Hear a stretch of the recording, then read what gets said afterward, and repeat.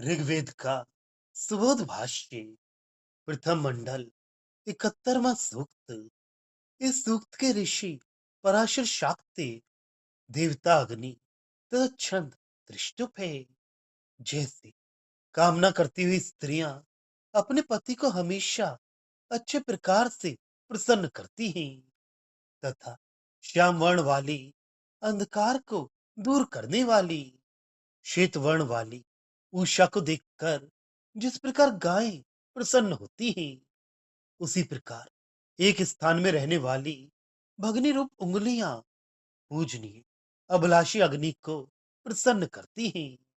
हमारे अंगिरा नामक पितरों ने मंत्र द्वारा बड़े और सुदृढ़ पर्वत के किलों को शब्द मात्र से ही नष्ट कर दिया। उसके पश्चात तब महान आकाश के मार्ग को हमारे लिए बनाया और शुक्र दिवस सूर्य एवं गहुओं को उन लोगों ने प्राप्त किया। सत्य को धारण करने वाले मनुष्यों ने इस अग्नि के तेज को धन के समान धारण किया। उसके बाद ही धन की स्वामिनी तेज धारण करने वाली पोषण करने वाली तृष्णा रहित कर्म करने वाली प्रजाएं अन्न दान से देवों को और मनुष्यों को बढ़ाती हुई इस अग्नि के पास सीधी जाती हैं। इस अग्नि को जब पोषण करने वाले वायु ने मथ कर प्रकट किया, तब वह अग्नि शोरवण वाला होकर घर घर में विजयी हुआ। फिर भृगुओं ने इस अग्नि को उसी प्रकार दूत बनाया, जिस प्रकार मित्र हुआ कोई राजा दूसरे प्रबल राजा के पास दूत भेजता है। जब मनुष्य महान और पोषण करने वाले देवगण के लिए इस सोम रस को तैयार करता है, तब कौन सज्जन और ज्ञानी पुरुष इसे चुरा कर भाग सकता है? क्योंकि अस्त्र फेंकने में निपुण यह अग्नि अपने धनुष से इस चुराने वाले पर बाण फेंकता है। सूर्य देव अपनी ही पुत्री उषा में तेज स्थापित करता है।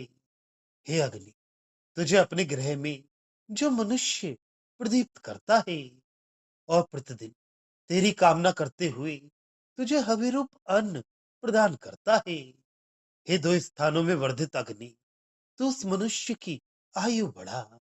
ये जिस पुरुष को रथ के साथ युद्ध में प्रेरित करता है, उसको धन से युक्त कर।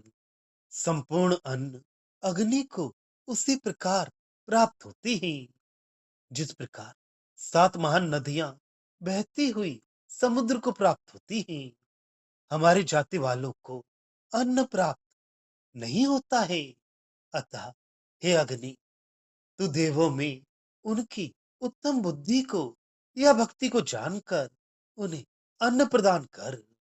जब शुद्ध दीप्तिमान तेज अन्न के लिए मनुष्य के चारों ओर व्याप्त हुआ, तब अग्नि ने पास ही स्थित जल से भरे मेघ को उत्पन्न किया और उससे बलवान प्रशंसनीय पुष्टिकारक तथा अन्न को उत्पन्न करने वाले जल को प्रेरित किया।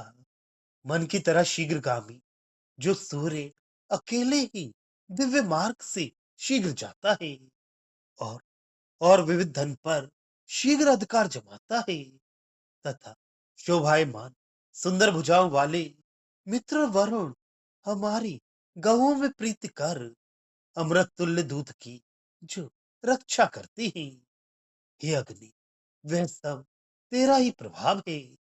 हे अग्नि, पितरों से आई हुई हमारी मित्रता नष्ट ना कर, क्योंकि तू कांतदर्शी होकर सब कुछ जानने वाला है। जैसे मेघ सूर्य की किरणों को ढक लेते हैं, वैसे रूप को बुढ़ापा नष्ट कर देता है। अतः हे अग्नि, विनाश करने वाले उस बुढ़ापे के आने के पहले ही उसे तू समाप्त कर दे। भावार्थ, यह अग्नि यज्ञ में जलाई जाती है, तब मनुष्य हवि आदि देखकर इसे प्रसन्न करते हैं।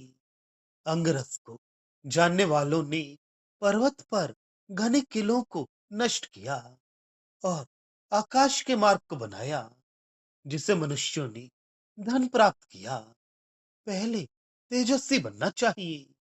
उत्तम गुणों से युक्त होकर अग्नि की उपासना करनी चाहिए।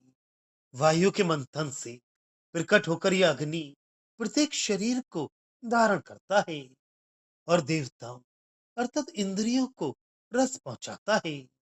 इस अग्रणी देव के सर्वव्यापक होने से कोई भी इससे छिपकर कुछ नहीं कर सकता।